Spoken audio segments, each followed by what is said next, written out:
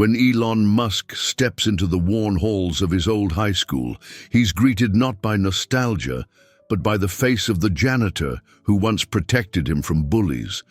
What starts as a chance reunion unravels a hidden story that could change countless lives forever.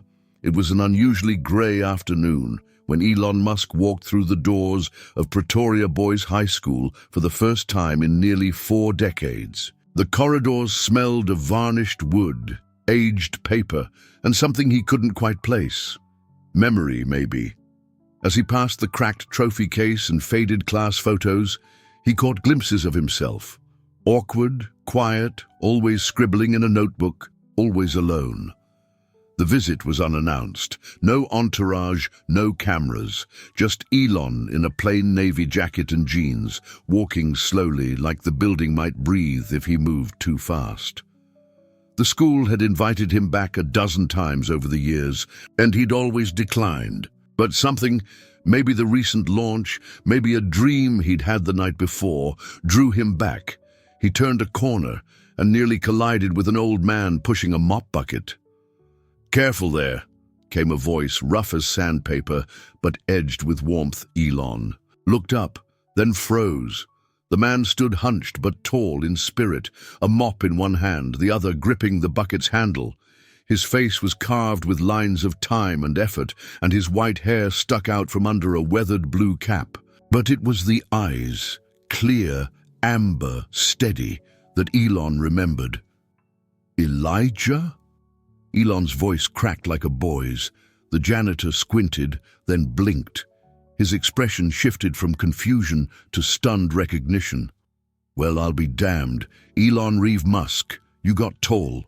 They stared at each other in silence. The school's dull buzz faded away. It was just them and the years between them, standing like a ghost in the hallway. "You still carry that notebook?" Elijah asked. Elon pulled it from his jacket pocket. Smaller. Now digital, but the gesture felt the same. Elijah smiled. "Never thought I'd see you again." They moved into the maintenance room, the only place without surveillance or echoes. The shelves were lined with old paint cans, dusty brooms, and a kettle that looked like it survived the Cold War. Elijah poured them tea, though his hand trembled slightly with the weight of the kettle. Elon sat across from him, a little boy again, despite all his billions. "You know," Elijah began, voice low, "I never forgot those afternoons, when the others would corner you, in the locker room, by the science wing. I was just a janitor, no authority, but I had a mop handle and no patience for cruelty." "You saved me," Elon said quietly. Elijah waved a hand. "I cleaned up messes. That was one of them." There was a long silence. Elon looked around. "You're still working here?" Elijah nodded. 83 last month. Can't afford to stop. My pension dried up years ago and the school doesn't offer much to folks who scrub the floors. You should be retired, resting, traveling." A bitter laugh. "I'd settle for a mattress that doesn't make my spine feel like it's grinding itself apart." The words hit Elon harder than he expected. He leaned forward, voice quieter. "You're in pain?" "Most days, yeah. Back's a mess. Needs surgery. Not urgent enough for government care, too expensive for private." Elon was quiet for a long time. His mind, usually a storm of calculations and systems and ambition, was stilled by something far more human. How much would it cost? Elijah looked away. "Doesn't matter. I'm not your charity case. I didn't do what I did to cash in." "I know that," Elon said, a spark behind his eyes. "That's exactly why it matters." Elijah sipped his tea and winced slightly. As he shifted, "Truth is, I don't mind working. I like being here. Kids need someone who sees them, not just teachers. Someone who listens, even when they've got nothing to say." Elon leaned back, absorbing the weight of those words. A beat passed. "Do you remember those sketches I used to show you?" he asked. Elijah grinned. "Of course. Rockets, robots, planets with cities built into the clouds. You had dreams too big for your body back then." "I never told anyone." "This," Elon said slowly. "But the sketches you saved, you scanned them into the school archive. Did you know that? I wanted to make sure they didn't get lost. They didn't. One of them, the propulsion layout from 1987. It influenced the Merlin engine." Elijah froze, teacup halfway to his lips. "You're telling me something I pulled out of—" "A crumpled folder helped launch a rocket, helped launch SpaceX." The janitor blinked, stunned. "But that's not why I'm here," Elon said, standing suddenly. The energy around him shifted, like a quiet storm gathering force. "I came because I needed to remember something. Someone. And I found him still cleaning the floors." "What are you saying, Elon?" "I'm saying it's time for people like you to stop going unnoticed." Elijah frowned. "People like me. The ones who shape the future without anyone ever realizing it." Just then, the bell rang. Students began to pour into the hallways. The noise rushed back in like a tide, but Elon didn't hear it. He was already pulling out his phone, typing something with fierce intent. "Elon!" Elijah called, his voice trembling. "What are you about to do?" Elon looked up, and for the first time since they'd reunited, his face broke into a grin that could bend steel. Something long overdue. But before Elijah could ask another question, 2 security guards rounded the corner. Alert, eyes scanning. One of them pointed toward Elon, speaking rapidly into a radio. "They know you're here," Elijah whispered. "What did you do?" Elon didn't answer. He just handed Elijah a folded sheet of paper, freshly printed from the nearest office printer. Elijah opened it, hands shaking. His eyes scanned the bold letters. The Elijah Foundation for Unsung Heroes. In education, initial endowment, 50,000. He looked up. Elon was already walking away, swallowed by the crowd of students. But Elijah never got the chance to call out, because that's when the principal stepped into the hallway, flanked by school board members, and their eyes were locked on Elijah. "What is going on here?" the principal asked coldly, and Elijah, still clutching the paper, realized this moment wasn't a happy ending. It was the beginning of something far bigger, something dangerous, something unstoppable. The hallway buzzed with footsteps and murmurs, students shuffling past, without a clue that history was unfolding inches from their shoulders. Elijah stood frozen, the letter trembling in his hand. The Elijah Foundation. He read the words again, slower this time, as though he might have misunderstood them the first time. It felt surreal. 50 million? His name etched into something permanent, something real. He hadn't cried in years. He'd buried too many friends and worked too many shifts alone in dark hallways to allow himself that luxury. But now, the edges of his eyes burned. Before he could blink away the heat, a cold voice snapped him back into the present. "Elijah," Principal DeVries said, his narrow face set like marble, lips pursed beneath thin spectacles. A word. "Now." The board members flanking him were equally stern, rigid backs, clipboards clutched like weapons. Elijah had seen that look before. Bureaucrats pretending they weren't already writing your eulogy in their heads. He tucked the letter behind his back, instinctively. DeVries motioned toward the staff lounge. "Let's not make a scene." Elijah followed, the back pain that had grown dull now flaring into sharp jabs with every step. The lounge was quiet, dimly lit, a stale smell of old coffee and forgotten lunches hanging in the air. They shut the door behind him. "Care to explain what exactly is going on?" DeVries asked, hands clasped behind his back. Elijah said nothing. At first, he looked down at the tile floor. He'd cleaned it just this morning.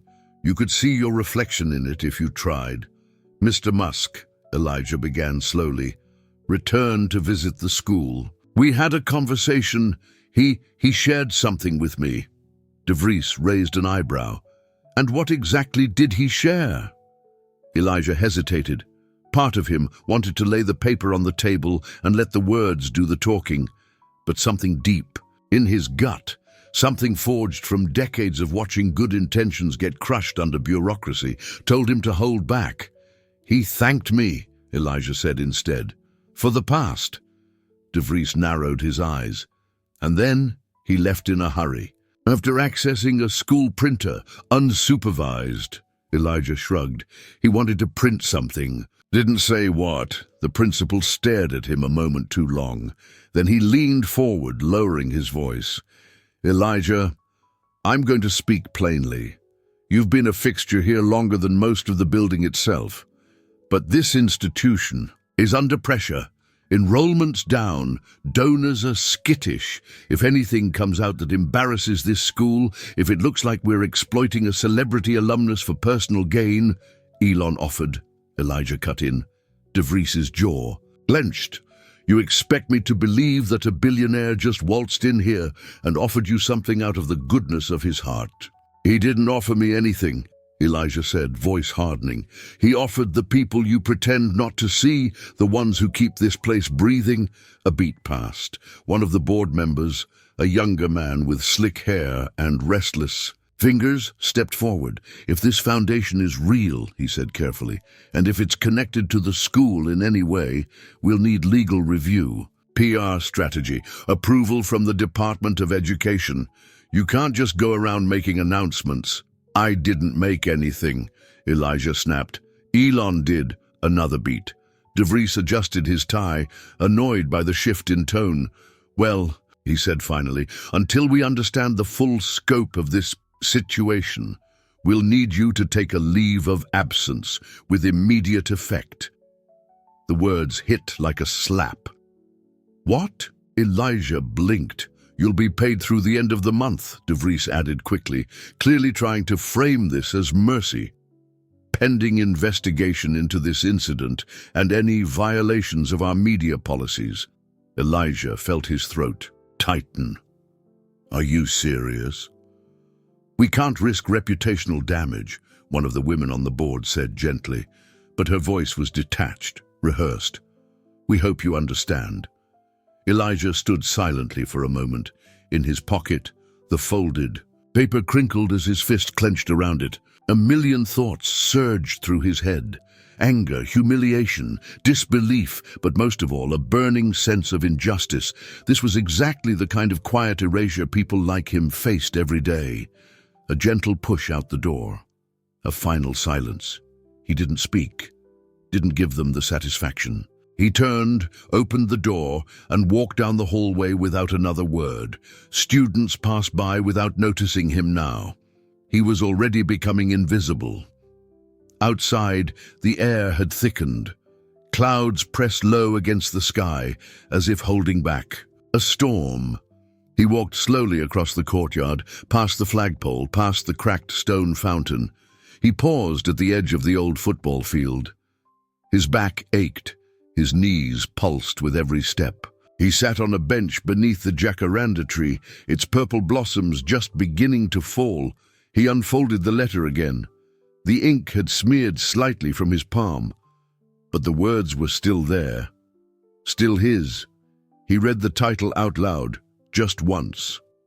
The Seam, Elijah Foundation, and then he heard the footsteps, not from the school this time, but from behind him. He turned. Elon stood there, arms crossed, brows drawn tight. I know that look, he said. What did they do? Elijah didn't answer. He just handed him the folded paper again, creased now, sweat-stained but sacred. Elon read it. His face didn't change, but his jaw set. They suspended you, he said, not asking. Called it a leave of absence, Elijah muttered. Effective immediately. A silence fell between them, but it wasn't empty. It was electric. Then they're about to find out what effective immediately really means, Elon said. Elijah looked at him. This foundation, is it real? It's already funded, Elon replied. I wired the money an hour ago. A long breath escaped Elijah's chest. Why? Elon didn't smile. His face was carved from steel. Because I've spent my whole life building things, but nothing I've built would exist without people like you. And it's time the world remembered that. But this school won't let it happen, Elijah said. They're already trying to shut it down.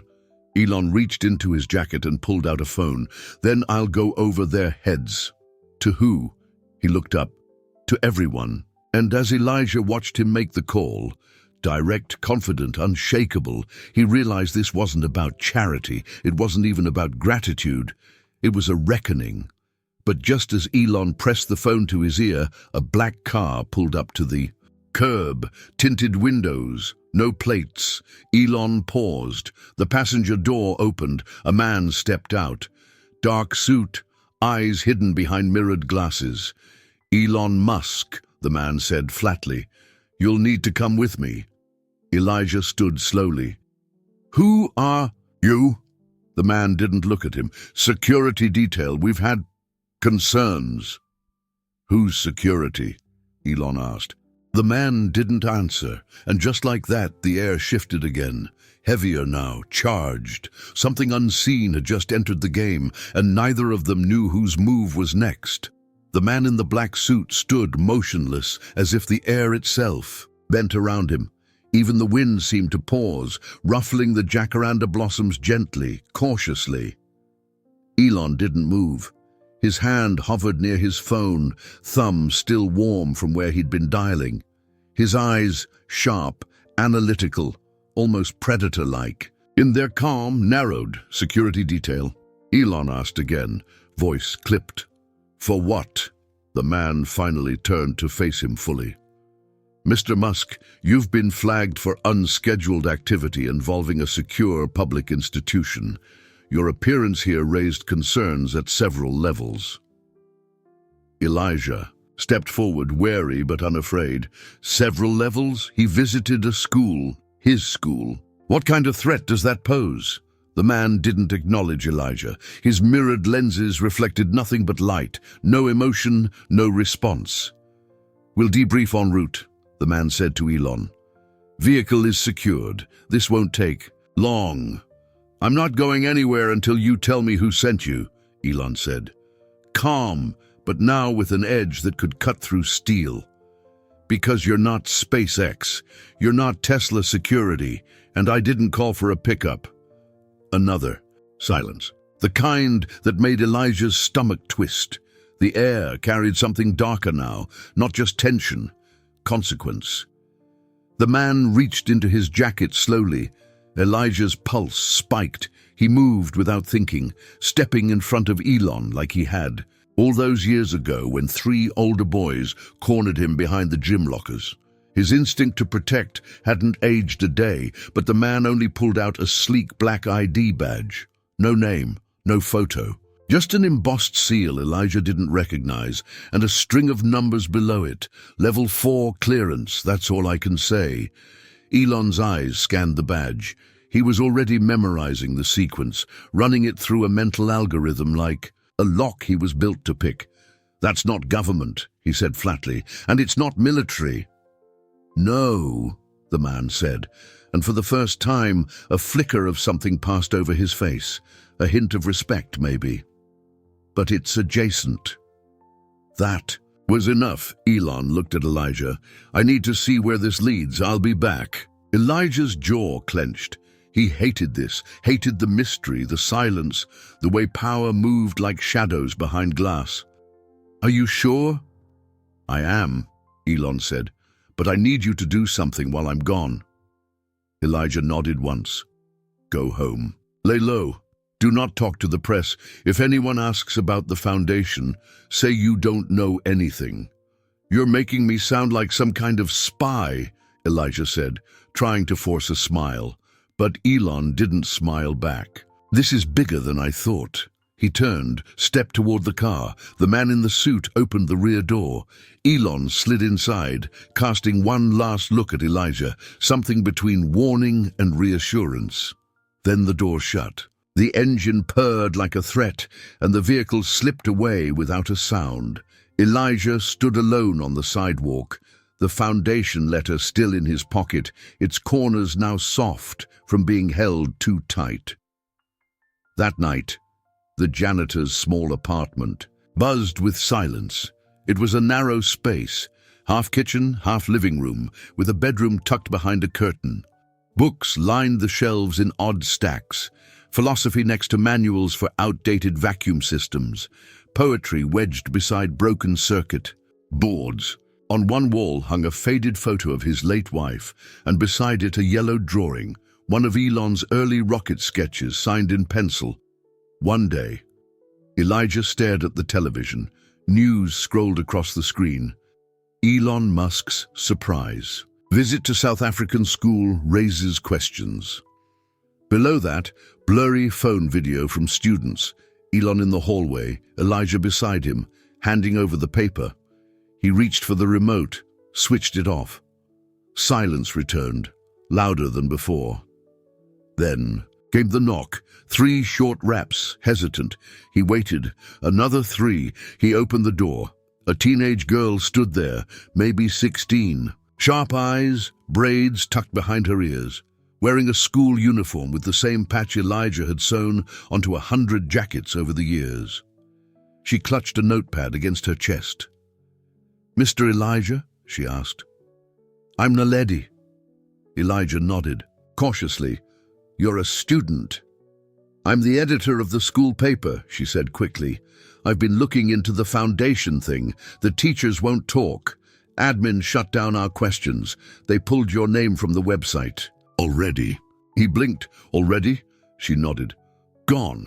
Wiped clean, as if it never existed." Elijah stepped aside. "Come in." Inside, she looked around the cluttered space with wide eyes. "You kept that?" she asked, nodding toward the sketch. "Keep a lot of things people forget," he said. Naledi sat down. "Why are they hiding this?" "Because power doesn't like being embarrassed," Elijah replied. "And nothing embarrasses people like being reminded they didn't do the right thing when it mattered." Naledi scribbled the quote into her notebook. "Can I ask why he came back after all this time?" Elijah looked away. He was looking for something. Maybe just a place where the past wasn't covered in glass and plaques. Naledi hesitated. "Can I see the letter?" Elijah didn't answer. He walked to a drawer and pulled it out slowly, handed it to her like a fragile heirloom. She read it, her hands shaking. "This could change everything," she whispered. He nodded. "If they let it." Before she could respond, his phone rang. He looked at the screen. No number, no name, just a blinking icon. He picked up. "Hello?" A pause. Then Elon's voice, quiet, tight, barely above a whisper. "They're trying to stop the foundation. There are players we didn't see coming, ones with reach." "Who?" Elijah asked, heart pounding. "I don't know yet, but they're connected to the school board. Private donors, possibly tied to defense contracts." Elijah glanced at Naledi, who was staring at him, eyes wide. "What do we do?" Elijah asked. "You need to disappear," Elon said, "until we know who's trying to bury this." "I'm not running," Elijah growled. "Not again." "You're not running," Elon replied. "You're preparing." "For what?" Elon's answer came after a long silence. "For war." And in the background, before the call dropped, Elijah heard a voice yelling, the sound of glass shattering, and then nothing. Elijah stood in the middle of his living room, phone still pressed to his ear, long after the line had gone dead. Static silence. Not even the cold, mechanical voice of a disconnected call, just gone. Glass shattering, a voice yelling, distorted, panicked. Elon's voice cut off mid-sentence. Across the room, Naledi slowly lowered her notepad, sensing the shift in the air. "What happened?" she asked carefully, eyes locked on his face. Elijah turned to her, the phone slipping from his hand and clattering against the worn tile. "Something's wrong. That wasn't just interference." "You think he's in danger?" He didn't answer, because the truth was heavier than that. The truth had claws. "I think we both are," Elijah finally said. Naledi's fingers tensed around her notebook. "We can't stay here." "No," Elijah said, already moving. His mind was grinding through the few connections he still had. People from old maintenance contracts, ex-veterans who now fixed elevators or installed school alarms, people who owed him small debts, or at least still picked up when he called. He opened the closet, pulled out a backpack. Inside was a pair of heavy work gloves, a flashlight, a utility knife, and an old photo of his wife. He hesitated before adding the letter from Elon. Naledi moved quickly, following his lead. "Where are we going?" "There's a place, off the N1 highway. Used to be a maintenance depot before the city sold it off. It's empty now. Mostly. Nobody'll think to look there." She nodded, already pulling her phone from her bag. "I'll ping the school newspapers cloud, dump everything I've collected, emails, admin responses, photos from the hallway. If something happens to us, someone has to know what we were digging into." Elijah looked at her, really looked. "You know you don't have to come with me. This isn't your fight." Naledi met his gaze without flinching. "You protected Elon when he was a kid. He didn't ask. You just did it." He blinked, her words sinking deeper than she probably intended. She lifted her chin. "You shouldn't have to do this alone." He nodded, slowly. Then, pack light. They left through the back alley, shadows pooling under broken streetlights, past rows of rusted bins and cracked fences. Elijah moved with the quiet grace of someone who'd spent most of his life avoiding attention. Naledi kept pace beside him, her footsteps sharp and careful, like she'd grown up listening for trouble before it arrived. As they walked, Elijah's mind returned to the phone call, Elon's voice, steady but clipped. Defense contracts, school, board, players we didn't see coming. The warning hadn't been paranoia. It had been prediction. Someone had decided to erase Elijah from the story, not just from the school, but from the narrative entirely. And Elon? He was the one person who could put a global spotlight on the truth, which meant someone had every reason to silence him first. By the time they reached the highway edge, Elijah's legs were aching, his back howling. He tried not to show it, but Naledi caught him wincing. "You okay?" she asked. He grunted. "Define okay." She cracked a smile. Still sharp, at least. They cut through a drainage ditch, then followed a dirt path that veered off the highway toward a cluster of long-abandoned buildings. The depot stood like a monument to decay, concrete walls streaked with time, windows boarded or shattered. A chain-link fence sagged along one edge. Elijah reached under a cinder block and retrieved a rusted key. "You hid a key here?" Naledi asked, incredulous. "Some habits are hard to break." They stepped inside. The depot smelled of dust, old, oil and forgotten lives. But it was dry, tucked away and safe enough, for now. Elijah lit a single portable lamp. The room glowed in soft amber, casting long shadows along the concrete. Naledi dropped her bag. "Now what?" "We wait," Elijah said, sitting heavily on an overturned crate. "And we think. Who benefits from this foundation not existing?" Naledi pulled out her notepad, flipping through pages.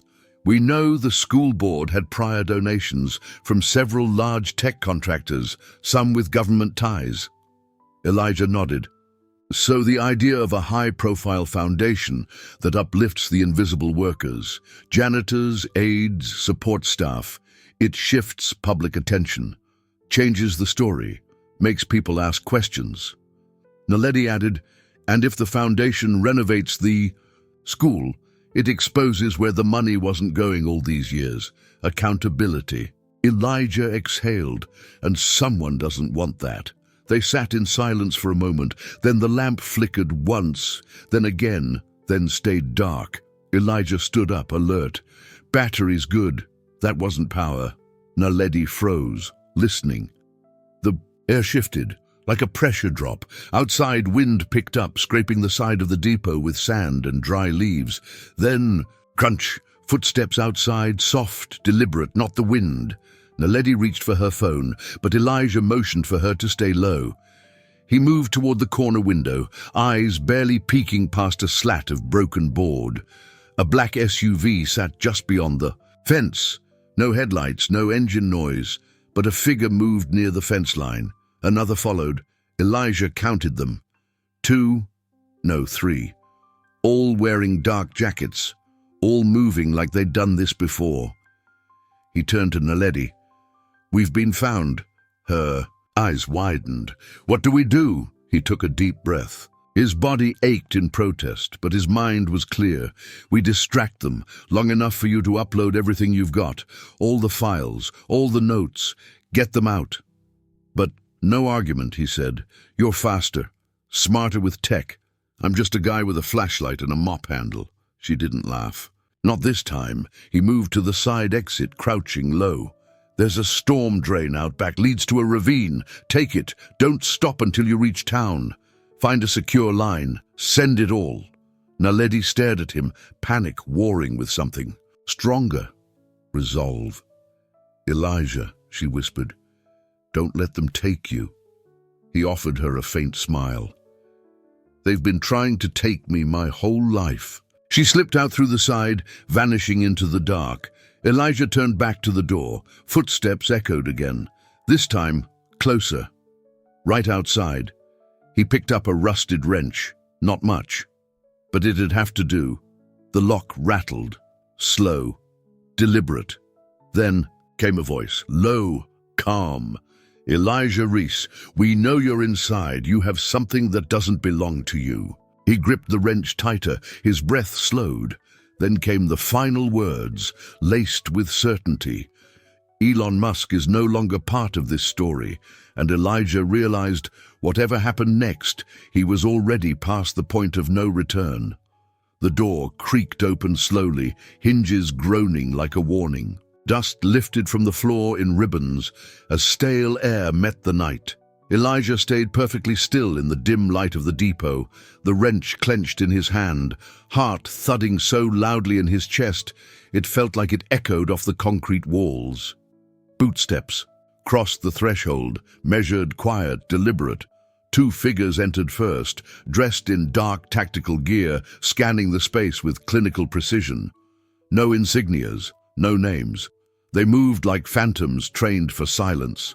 The third figure entered behind them, taller, lean, with a faint outline of a headset and a tablet clutched to his chest. "Elijah Reese," the third man said again, as if the name itself might command obedience.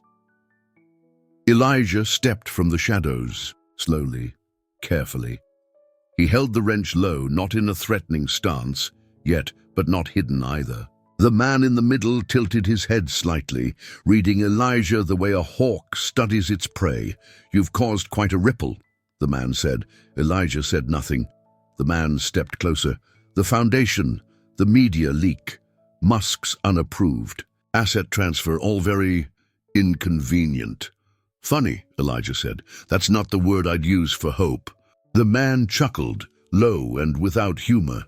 "You were supposed to retire in obscurity, Mr. Reese, fade out quietly like the rest. But then he came back." He stepped forward again. Elijah didn't retreat. "Let's not pretend this is about philanthropy," the man continued. "Musk's visit triggered financial flags, unusual capital movements. Our contracts, certain arrangements, do not tolerate unpredictability." "And what contracts would those be?" Elijah asked, his voice sharp, despite the tightness in his chest. "Ones that go through kids' schools, ones that pay for silence," the man smiled. "Everything has a structure, even silence." He gestured to the agents behind him. "We'll be taking the original foundation documents and your cooperation." "I burned them," Elijah lied. The man paused. Elijah saw it, the faint flicker of doubt in his eyes. The man recovered quickly. "Then we'll find the backups." One of the agents moved toward Elijah. He tensed. His back screamed in protest, but he lifted the wrench. Not to strike, just to remind them he hadn't rolled over yet. "You know what the worst part is?" Elijah asked. "You think this is about me, or Elon, or even the money. But this is about 1,000 people nobody ever thanked. The ones who kept the lights on, the floors clean, the kids safe. You want them forgotten." "They were forgotten," the man said, voice flat. "Until you reminded people. That was your mistake." Just then, a sharp crack outside. The agents froze. One moved to the window. Another crack. Then a pop. Then something hissed. Smoke began to drift through the front door. The agent at the window shouted, "External breach, north side." The leader's calm cracked. "How the hell?"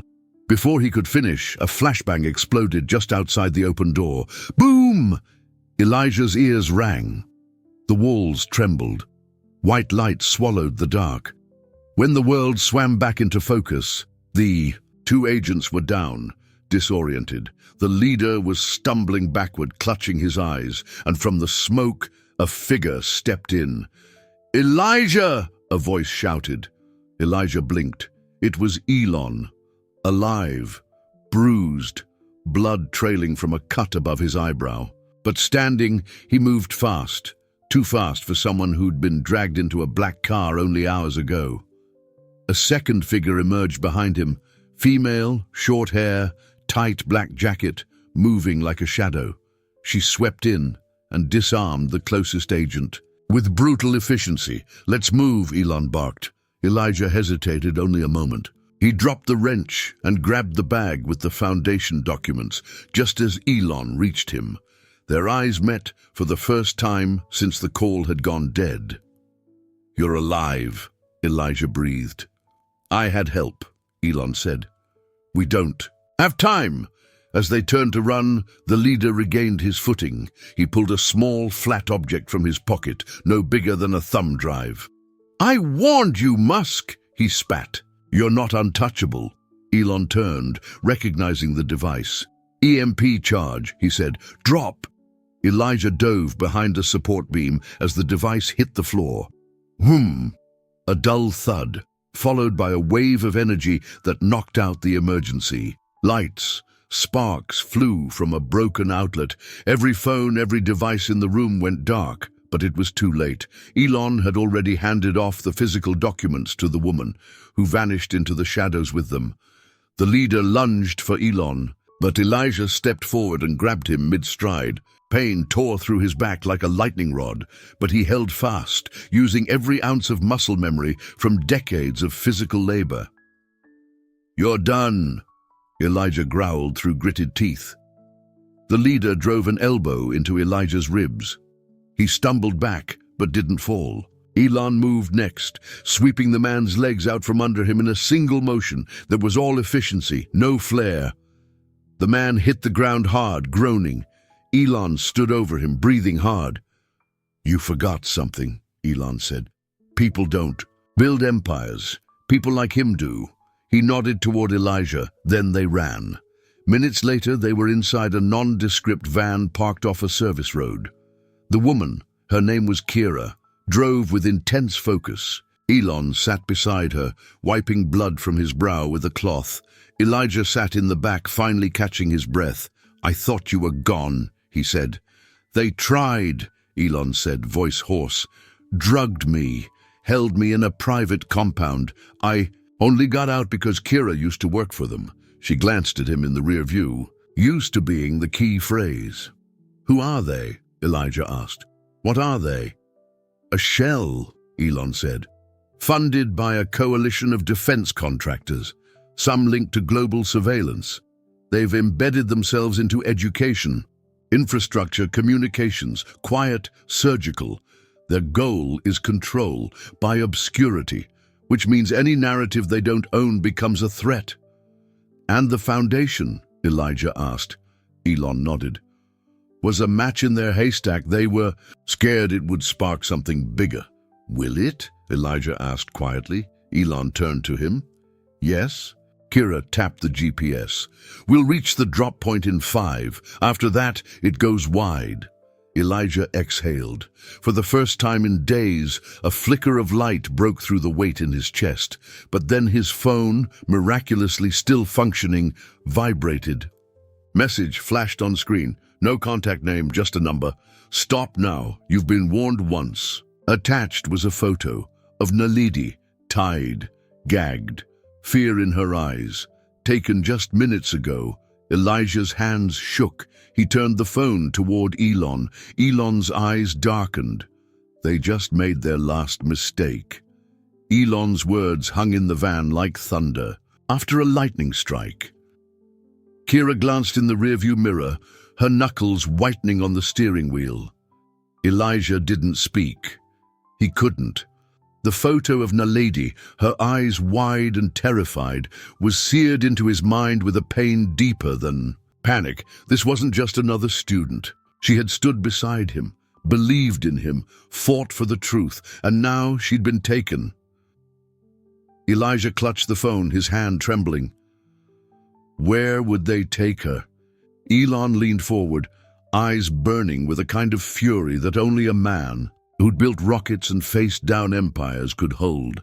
There's a location, one they use to process threats, private farmland, west of town, off the grid, no official record, but I've been there. You sure? Kira asked. I escaped from it 2 nights ago, he said. She's there? Kira nodded and swerved the van onto an old service road, kicking up a plume of red dust. Elijah's spine throbbed with every bump in the road, but he bit it back. He didn't have time to feel pain. Not now. What's the plan? Elijah asked. No plan, Elon said. We don't have time for one.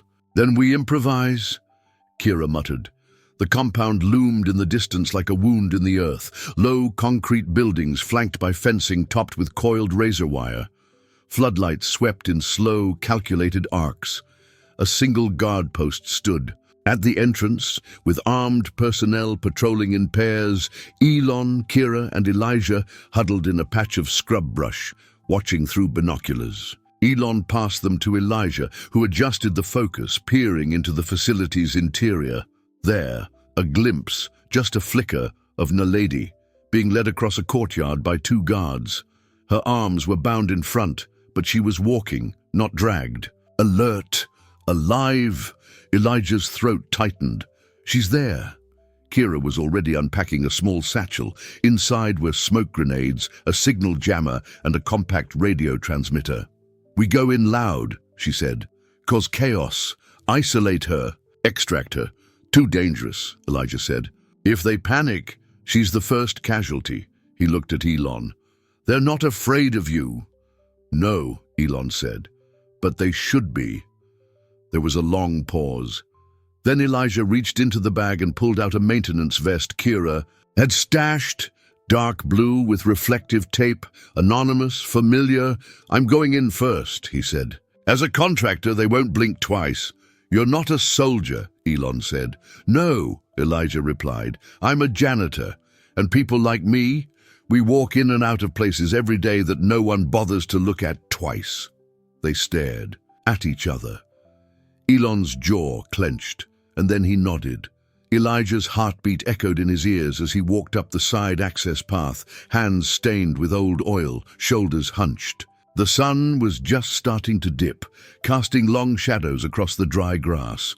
A clipboard in one hand, a coil of wire in the other. The first guard barely looked at him. You're late. Elijah shrugged. Fuse box flagged a surge on your west perimeter. Told me to check it before nightfall. Clear it fast, the guard muttered, turning away. He was in. The compound was a maze of squat buildings and tight corridors, all bathed in the low hum of fluorescent light. Every step sent a jolt through his spine, but he kept moving, silent. Invisible, years of cleaning unnoticed had trained him well. Then voices. He paused at a junction, pressed against the wall. The Musk situation is spiraling. The girl was just leverage. She has the files. She's a kid. No one's going to believe her. Doesn't matter. We hold her until this foundation dies. Then we erase the rest. Elijah clenched his fists. Not this time. He waited until the voices moved on. Then he slipped into the next room. A storage space with a control panel, and beside it, a set of feeds from the security cameras. And there she was, Naledi, handcuffed to a chair in a windowless room. Eyes narrowed. Still fighting, he pulled the walkie from his belt and clicked it twice. Silent signal. Kira would know what it meant. Elijah left the room and made his way to her. The extraction was chaos. Kira's smoke grenades went off in a wave of blinding white, followed by a short EMP burst that knocked out the compound's comms. Elon, masked, and moving like a force of nature, burst through the smoke and leveled two guards with non-lethal rounds from a custom tranquilizer rifle. Elijah reached the interrogation room just as a guard raised a hand to Naledi's face. "Hey!" The man collapsed, and Elijah fumbled with the cuffs. Naledi blinked up at him, dazed. "Elijah?" she croaked. He smiled, chest heaving. "Time to go, kid." He pulled her up, and they ran. They didn't stop running until the sun had vanished, and the compound was just a burning smear of memory behind them. Naledi rode in the back of the van, sipping water, her hands still trembling. Elijah sat beside her, clutching his ribs, exhausted beyond anything he'd ever known. "You came for me," she said. Elijah looked at her, his voice hoarse. "Of course I did." Elon sat across from them, head leaned back, eyes closed. He spoke without looking up. "The files." Naledi nodded. "Uploaded, distributed, encrypted cloud, news outlets, whistleblower boards. They can't stop it now." Kira glanced over from the front. "The world's going to see everything."